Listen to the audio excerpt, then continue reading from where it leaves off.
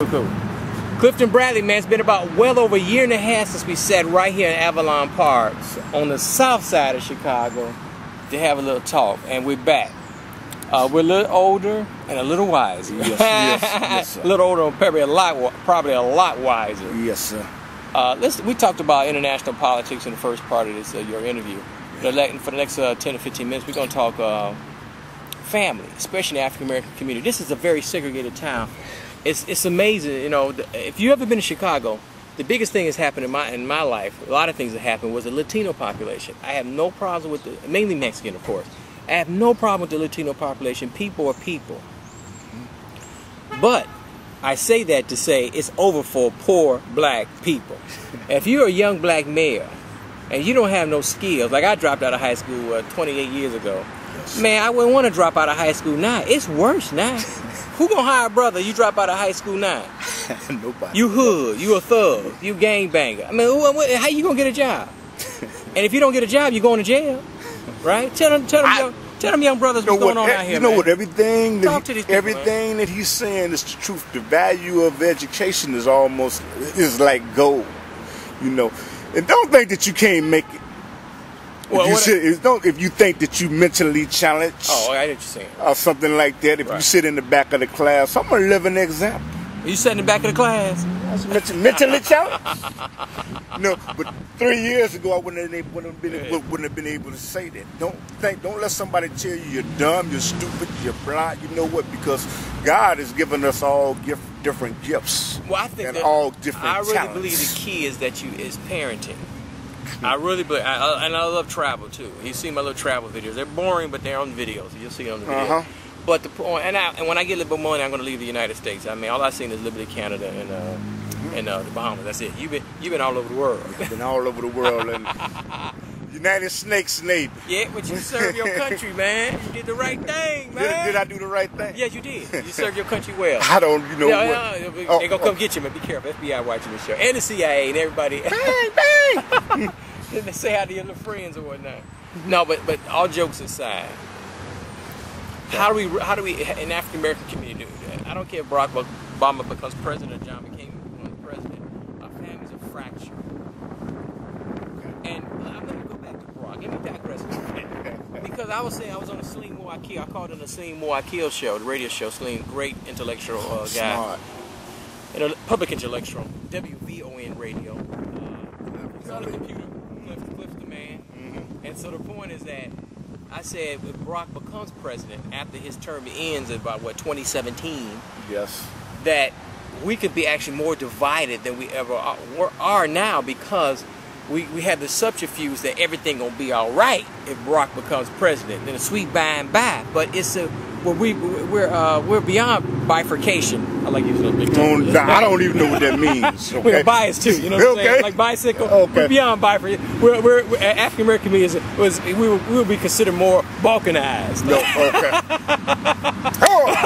let's go to the computer and look up these words. That's what I do, man. But I'm serious. We're divided and conquered. We're divided by social, economic class, education class, and we're still divided by skin tone. That is still with us. The Willie Lynch syndrome is still with us in 2008. I read about that in the Willie Lynch book, but go ahead. I had a book out years ago. It's not on sale no more. We did well. It's a long story. But the point is that you're a parent. Yes. How old is your youngest? 17 years old. You have a 17-year-old daughter? I Yes. thought your baby was in grammar. I mean, high school. I mean, wait. I thought she was in... Wait. A couple years ago, she was going to 9th grade. Was she going to 10th grade now? I mean, she's a junior. That's what I'm She's saying. going to a junior. 11th grade. Okay, 11th grade. She going to be a junior this year? Yeah. Damn. Got to go to college. Time go by fast. Got to go to college. So let me just say this, because I ask FX and African Americans, we don't talk about this. That's why families are fractured. Because if our child or daughter went to Harvard and Yale like Barack, or worked with some major corporation, you know, then we're like, oh, my son or daughter worked with a major corporation. They went to Harvard and Yale. They went to Brown. My PhD. Oh, yes, my son always getting a PhD. We're like that, but if most of us are regular folks, we ain't getting no PhD. So we don't talk about how well or how not well, if you will, our children doing. How do you get your little girl? I mean, she's not a little girl no more per se. You always be your baby. to navigate the wickedness of the United States, man. United Snakes of America. How do I get her to navigate through the wickedness, man? Of the United States. Hell. Only thing I tell her is, you know what? I tell her to try to get the best education possible. Try not to get pregnant before you get married. To understand, just because you go to college to get a degree, that doesn't mean that you have to come back to work for somebody. You have to try to create something so you can work and uplift your people. And so far, I think that's worked, but it hasn't worked with my others. Well, I ain't gonna hate on it. That was a stepchildren, though, right? Don't get me started on that. No, one is a stepchild. Yeah, well, we don't get it. That's another dynamic. We won't. Okay. That's another show. Okay. We talk about this stepchild and stepdaddy and all that. That's a whole nother show. Let's talk about your own flesh and blood dog. Okay. The point is that in high school, all hell, I tell my 8th graders when I go speak at the public schools, between high school and college, all hell break loose. That's when a lot of folks drop out of school or decide to go to college or decide, I ain't going to college, I'm going to work. They get pregnant, get STDs, as you well know it. African Americans, they really make up half of all the AIDS cases or HIV positive cases in the United States, which is pathetic. We only, 12, 13% of the population. Yes, sir. So, because we don't talk to each other, the Willie Lynch syndrome, we got issues. So how do you gonna get your little girl and other young ladies? Look at that camera, man. Talk to people. You know what? I can only tell how I did mine. Yeah, look at the how I did mine. This is gonna sound unconventional. I took my daughter down to the projects and told her, explained to her that this is where you can end up living if you don't get a quality education. And then not to put the people down, not to put them down in your life. Not to put them down, but that's just a reality. And then I saw a prostitute that I paid $10 to get her to talk to my daughter to explain to her about the life on the streets. Yeah.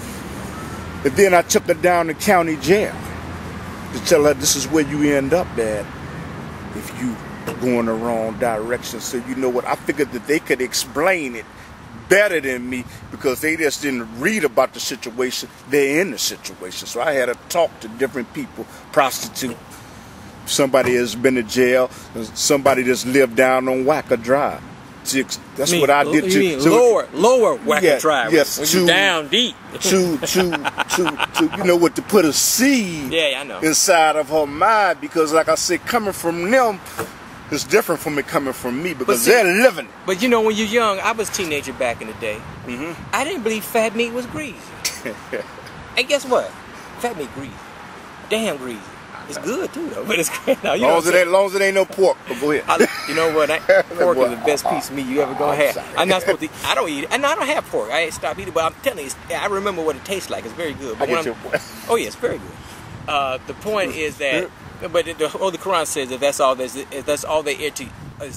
That's only all you have is pork to eat. You can eat it, right? That's what Holy Quran says, right? Yeah. Yes. Sir. Depending on the situation. Yeah. Okay. Let's get back to our children, though. Okay.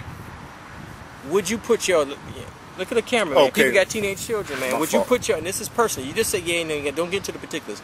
Would you put your daughter on the pill? I talk to women all the time, and guys who have teenage daughters. You say, how you gonna keep your daughter from hoeing? Because everything's real. Yeah. I wouldn't want to, but I guess I don't. For my daughter, she's only 12 now, but I'm not gonna do it. I prefer that she remains a virgin. And I hope that she still is a virgin